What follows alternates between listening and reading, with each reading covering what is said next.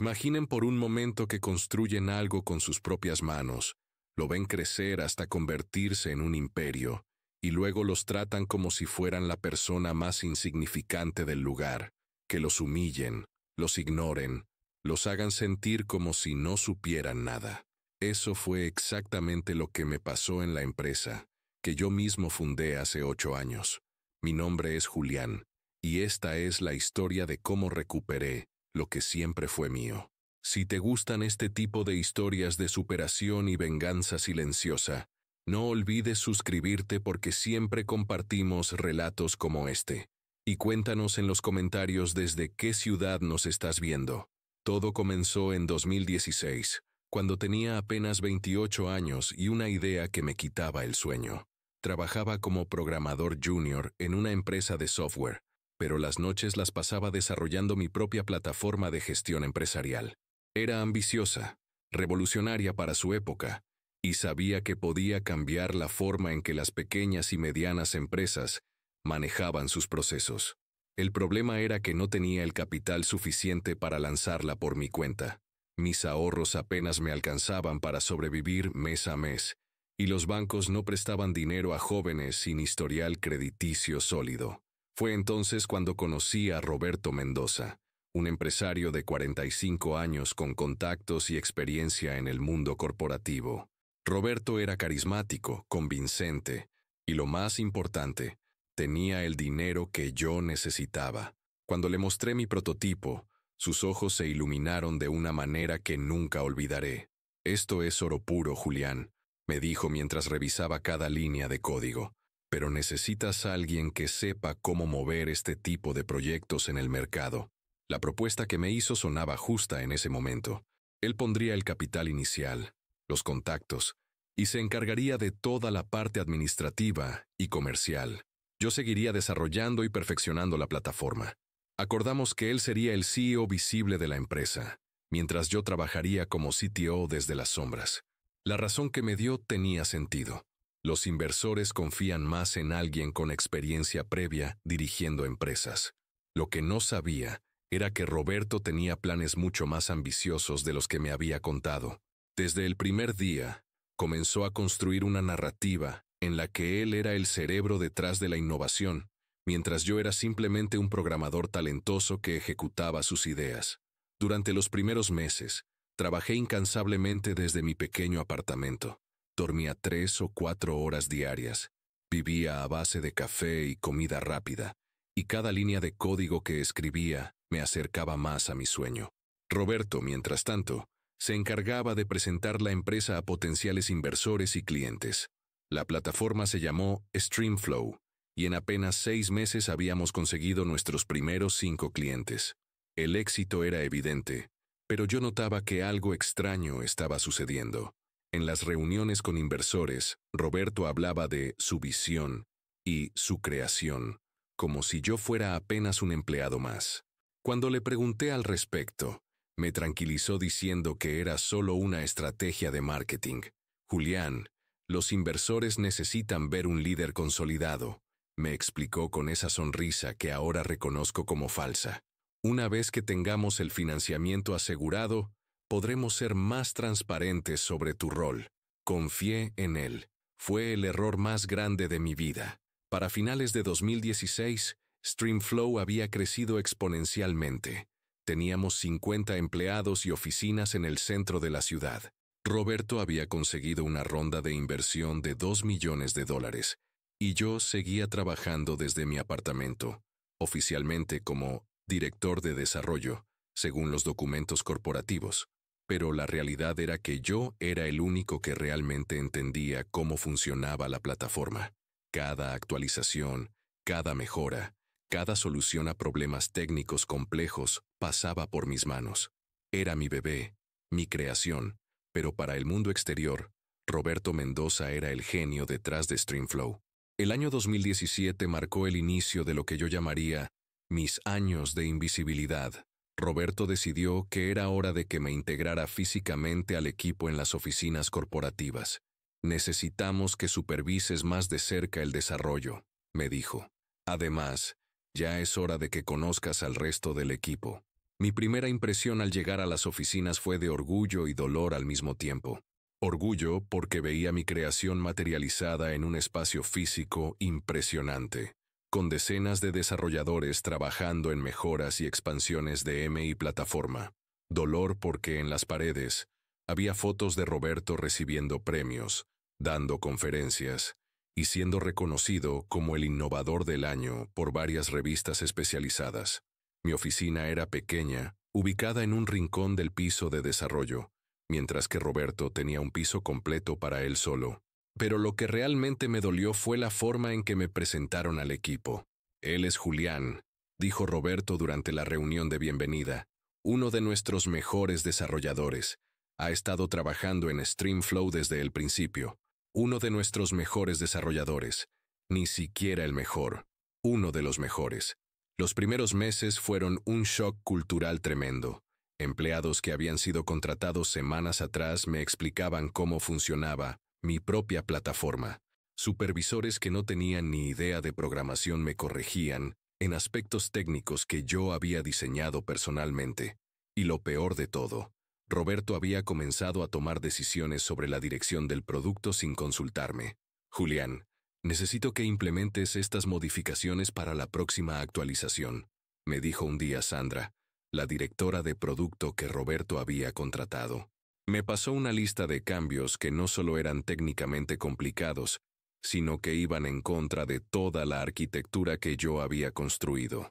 Sandra, estos cambios van a afectar la estabilidad del sistema, le expliqué pacientemente.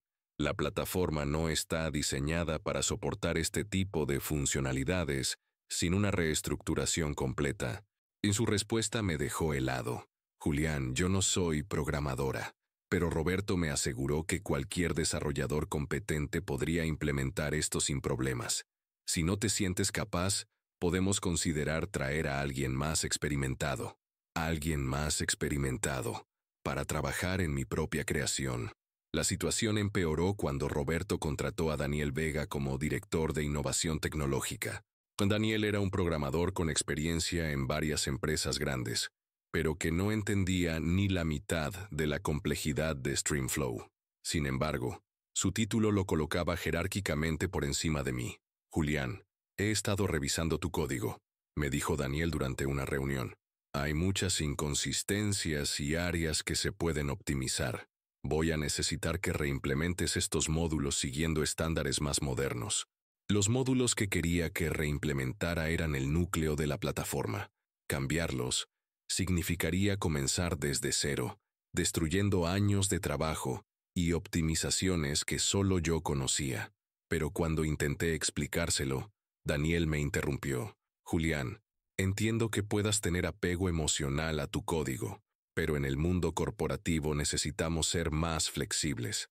Apego emocional, como si fuera un capricho personal y no el resultado de años de investigación y desarrollo.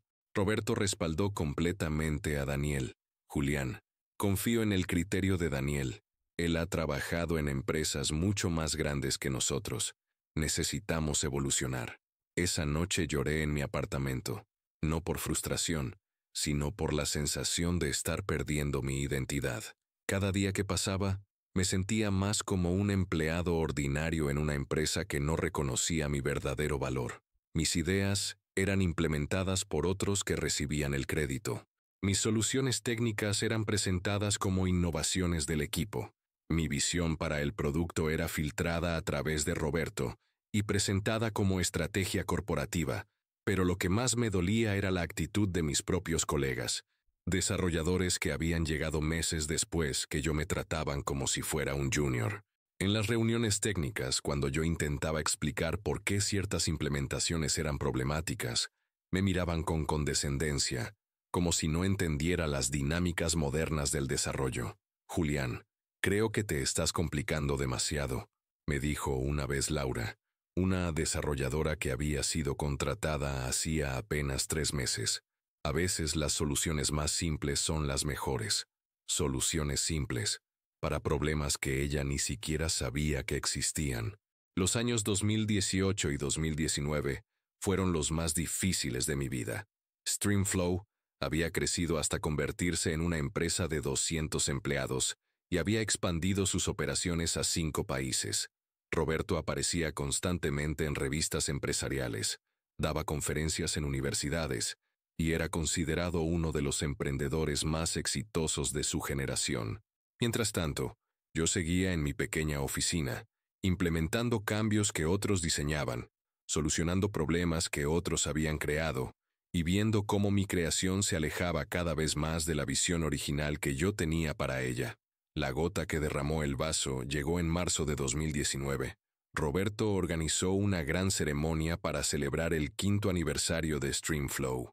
Había decidido contar la historia oficial de la empresa, y yo sabía que debía prepararme para lo peor. Hace 5 años, comenzó Roberto frente a todos los empleados, inversores y medios de comunicación. Tuve una visión que cambiaría la forma en que las empresas manejan sus procesos internos. Esa visión se llamó StreamFlow. Continuó hablando durante 20 minutos sobre su proceso creativo, sus noches de insomnio perfeccionando la plataforma y su determinación para crear algo revolucionario. Mencionó a varios miembros del equipo que habían contribuido al éxito de la empresa, pero cuando llegó a mí, solo dijo, y por supuesto, agradezco a todos nuestros desarrolladores, especialmente a Julián, quien ha sido fundamental en la implementación de mis ideas. Implementación de sus ideas. Esa frase resonó en mi cabeza durante días. Esa noche, solo en mi apartamento, tomé una decisión que cambiaría todo. No podía seguir siendo un fantasma en mi propia creación. Era hora de demostrar quién era realmente el cerebro detrás de StreamFlow, pero tenía que hacerlo de manera inteligente. Durante las siguientes semanas, comencé a documentar meticulosamente todo lo que había creado. Tenía correos electrónicos que demostraban que yo había desarrollado el prototipo inicial antes de conocer a Roberto. Tenía versiones de código con fechas que probaban mi autoría. Tenía conversaciones de WhatsApp donde Roberto me pedía explicaciones técnicas sobre aspectos básicos de la plataforma.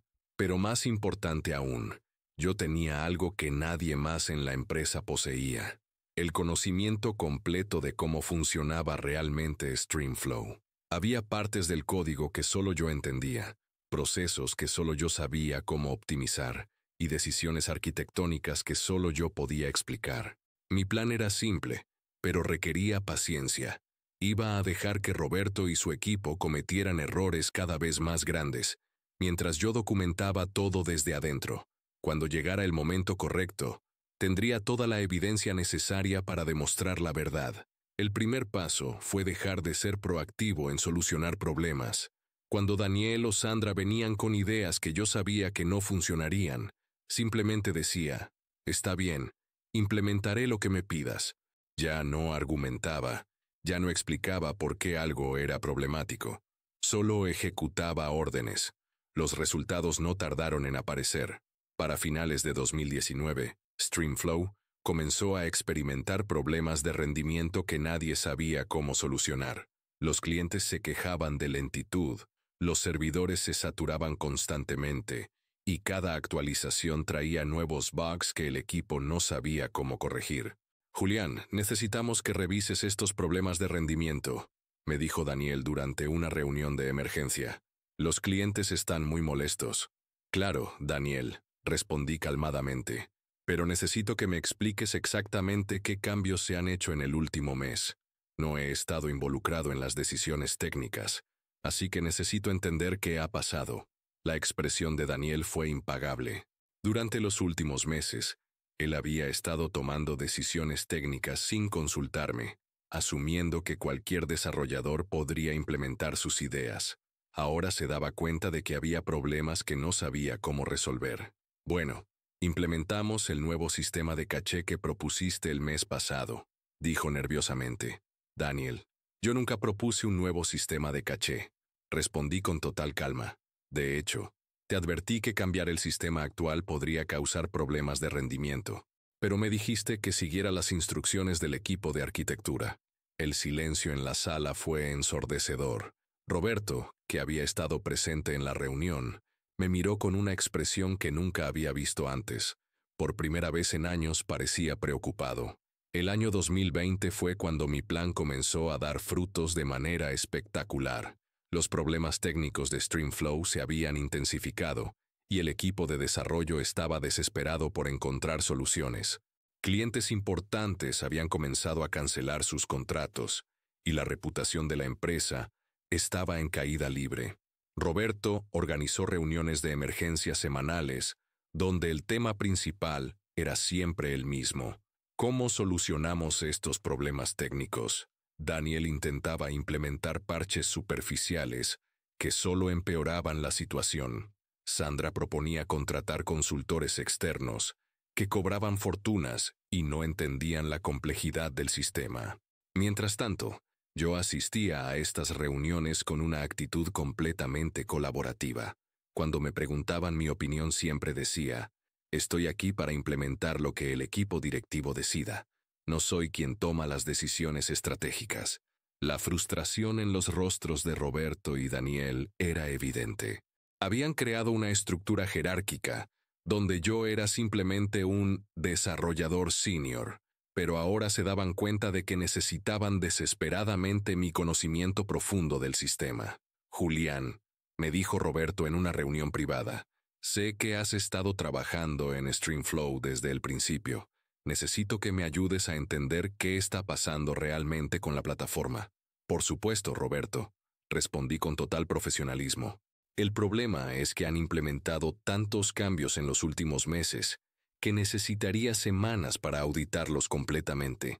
Además, muchas de las decisiones técnicas fueron tomadas sin mi input, así que no estoy familiarizado con las nuevas arquitecturas. Era una media verdad perfecta.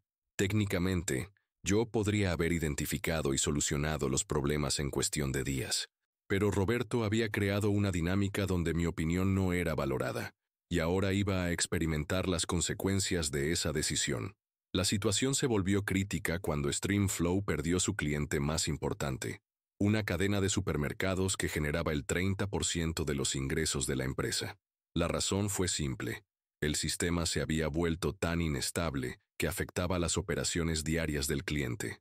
«Esto es un desastre», gritó Roberto durante una reunión ejecutiva. «Llevamos meses intentando solucionar estos problemas y cada vez empeoran más. ¿Qué carajo está pasando?» Daniel intentó defender sus decisiones, pero era evidente que estaba perdido. «Roberto, hemos contratado a los mejores consultores del mercado. Ellos nos han asegurado que estas implementaciones son las más modernas». «No me importa qué tan modernas sean», interrumpió Roberto. «Lo que importa es que funcionen. Julián, quiero que me digas honestamente qué piensas que está pasando». Ese fue el momento que había estado esperando durante meses. Me levanté calmadamente y me dirigí al whiteboard de la sala de reuniones. Durante los siguientes 30 minutos, expliqué detalladamente cada problema técnico que había identificado, por qué habían ocurrido y qué se necesitaba para solucionarlos. La sala estaba en silencio absoluto. Cada palabra que decía demostraba un nivel de conocimiento del sistema que nadie más en la empresa poseía. Hablé de optimizaciones que solo yo sabía que existían, de decisiones arquitectónicas que solo yo podía explicar, y de soluciones que solo yo sabía cómo implementar. «¿Cuánto tiempo necesitarías para solucionar esto?», preguntó Roberto con voz temblorosa. «Aproximadamente 2 semanas», respondí con confianza absoluta. «Pero necesitaría autoridad completa sobre las decisiones técnicas. No puedo arreglar problemas si otros siguen implementando cambios que interfieren con las soluciones». Roberto miró a Daniel, quien estaba visiblemente incómodo. «Daniel, creo que necesitamos reestructurar temporalmente las responsabilidades técnicas. Julián, quiero que tomes control directo de la recuperación del sistema». Era exactamente lo que había estado esperando. Durante las siguientes 2 semanas, trabajé incansablemente para reparar el daño que había sido causado por meses de malas decisiones técnicas.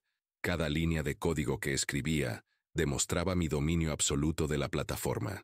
Cada optimización que implementaba revelaba un nivel de comprensión que había tomado años desarrollar. Los resultados fueron inmediatos y espectaculares. El rendimiento del sistema mejoró dramáticamente. Los bugs que habían estado atormentando a los clientes durante meses desaparecieron. La estabilidad se restauró completamente. Roberto estaba eufórico. Julián, esto es increíble. ¿Cómo supiste exactamente qué hacer? He estado trabajando en esta plataforma durante 8 años. Respondí con una sonrisa que él no pudo interpretar completamente. Conozco cada aspecto de su funcionamiento. Para marzo de 2021, mi posición en StreamFlow había cambiado dramáticamente. Roberto había creado un nuevo puesto para mí, director de arquitectura técnica, con autoridad completa sobre todas las decisiones relacionadas con la plataforma. Daniel había sido reubicado en un rol de consultoría, y Sandra ya no podía implementar cambios sin mi aprobación. Pero yo sabía que esto era solo el primer paso. Roberto seguía siendo visto como el fundador genial de StreamFlow, seguía recibiendo todos los reconocimientos, y seguía controlando la narrativa pública de la empresa. Era hora de cambiar eso también.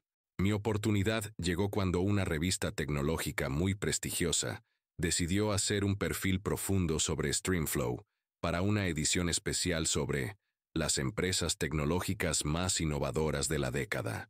El periodista, un hombre llamado Carlos Méndez, era conocido por su rigor investigativo y su capacidad para descubrir historias que otros habían pasado por alto. Roberto estaba emocionado con la oportunidad. Julián, quiero que hables con el periodista sobre los aspectos técnicos de la plataforma. Pero recuerda, mantenemos la historia oficial. Yo tuve la visión original, y tú has sido fundamental en la implementación. Por supuesto, Roberto, respondí. Mantendré la historia oficial. Mi entrevista con Carlos duró 3 horas. Comenzó haciendo preguntas estándar sobre mi rol en el desarrollo de StreamFlow, pero rápidamente se dio cuenta de que yo tenía un conocimiento del sistema que iba mucho más allá de lo que cabría esperar de un simple implementador. Julián, me dijo en un momento de la entrevista, hablas de esta plataforma como si fuera tu creación personal. ¿Cuál fue exactamente tu rol en el desarrollo inicial? Había llegado el momento de la verdad. Saqué mi laptop y le mostré los archivos que había estado guardando durante años. Correos electrónicos con fechas de 2015, donde yo le explicaba mi idea a Roberto. Versiones de código que demostraban que yo había desarrollado el prototipo completo antes de involucrar a Roberto. Conversaciones de WhatsApp donde Roberto me pedía explicaciones técnicas sobre aspectos básicos de su propia creación. La expresión de Carlos cambió completamente. Julián, ¿me estás diciendo que tú eres el verdadero fundador de StreamFlow? No lo estoy diciendo, respondí calmadamente. Los documentos lo están diciendo. Durante las siguientes 2 horas, le expliqué toda la historia. Cómo había desarrollado la idea original, cómo había creado el prototipo, cómo Roberto había asumido gradualmente el crédito por mi trabajo, y cómo había pasado años siendo tratado como un empleado ordinario en mi propia empresa. ¿Por qué no revelaste esto antes?, preguntó Carlos. Porque necesitaba el momento correcto, respondí. Durante años, Roberto construyó una narrativa donde él era indispensable, pero los eventos de 2020 demostraron que yo soy quien realmente entiende esta plataforma. Ahora tengo la credibilidad técnica para respaldar mis afirmaciones. Carlos pasó las siguientes semanas investigando independientemente mi historia. Habló con los primeros empleados de StreamFlow, revisó registros corporativos y consultó con expertos técnicos que confirmaron que el nivel de conocimiento que yo tenía de la plataforma era consistente con ser su creador original. Cuando el artículo fue publicado, fue como una bomba que explotó en todo el mundo tecnológico. El titular decía, La verdadera historia de StreamFlow, cómo el genio detrás de la plataforma fue ocultado durante años. El artículo detallaba meticulosamente cómo yo había sido el verdadero cerebro detrás de StreamFlow, cómo Roberto había asumido gradualmente el crédito por mi trabajo, y cómo había pasado años siendo menospreciado en mi propia empresa. Incluía evidencia documental, testimonios de empleados y análisis técnico que confirmaban mi versión de los eventos. La reacción fue inmediata y devastadora para Roberto. Inversores comenzaron a cuestionar su liderazgo. Empleados que habían sido contratados en años recientes se dieron cuenta de que habían estado subestimando sistemáticamente a la persona que había creado la plataforma en la que trabajaban. Medios de comunicación comenzaron a investigar más profundamente la historia oficial de Streamflow. Roberto intentó controlar el daño, pero era demasiado tarde. La evidencia era abrumadora, y mi credibilidad técnica había quedado demostrada durante la crisis de 2020. Cada intento que hacía por minimizar mi rol solo empeoraba su situación. 3 semanas después de la publicación del artículo, Roberto me pidió una reunión privada. Cuando entré a su oficina, lo encontré completamente derrotado. Las fotos de sus premios seguían en las paredes, pero ahora parecían mockeries de un éxito que nunca había sido realmente suyo. Julián, me dijo con voz quebrada, sé que cometí errores, pero construimos esto juntos. Streamflow es exitosa gracias a los dos. Roberto, respondí con calma, Streamflow es exitosa gracias a la plataforma que yo creé. Tú fuiste útil en los primeros años para conseguir financiamiento, pero después de eso, solo has sido un obstáculo. Se quedó en silencio durante largos minutos. Finalmente, me preguntó, ¿qué quieres? Quiero que la junta directiva sepa la verdad completa. Quiero que mi rol como verdadero fundador sea reconocido oficialmente. Y quiero que tú renuncies como CEO. Un mes después, Roberto Mendoza anunció su renuncia como CEO de Streamflow para buscar nuevas oportunidades. La junta directiva me ofreció el puesto, y por primera vez en 8 años, me convertí oficialmente en el líder de la empresa que siempre había sido mía. Mi primer día como CEO fue surreal. Caminé por las mismas oficinas donde había sido humillado durante años, pero ahora cada empleado me miraba con respeto y admiración. En las paredes, las fotos de Roberto habían sido reemplazadas por reconocimientos a mi trabajo técnico y visión empresarial. Durante mi primer discurso como CEO, dije algo que había estado esperando años para decir. Streamflow no es solo una plataforma tecnológica, es la materialización de un sueño que comenzó en un pequeño apartamento hace 8 años, y hoy finalmente, ese sueño está en las manos correctas. Hoy, 2 años después, Streamflow se ha convertido en una empresa de 1,000 empleados con operaciones en 15 países. Roberto intentó fundar una nueva empresa, pero sin mi tecnología y sin mi visión, no pudo replicar el éxito. Actualmente trabaja como consultor independiente, una sombra de lo que una vez fue. En cuanto a mí, cada día que llego a mi oficina, ahora la oficina del CEO, me recuerdo que la paciencia y la estrategia siempre vencen a la arrogancia y el oportunismo. Me tomó 8 años recuperar lo que era mío, pero la espera valió la pena. A veces, la venganza más dulce no es la que se toma con violencia, sino la que se toma con inteligencia. Y no hay nada más satisfactorio que ver cómo la verdad finalmente sale a la luz.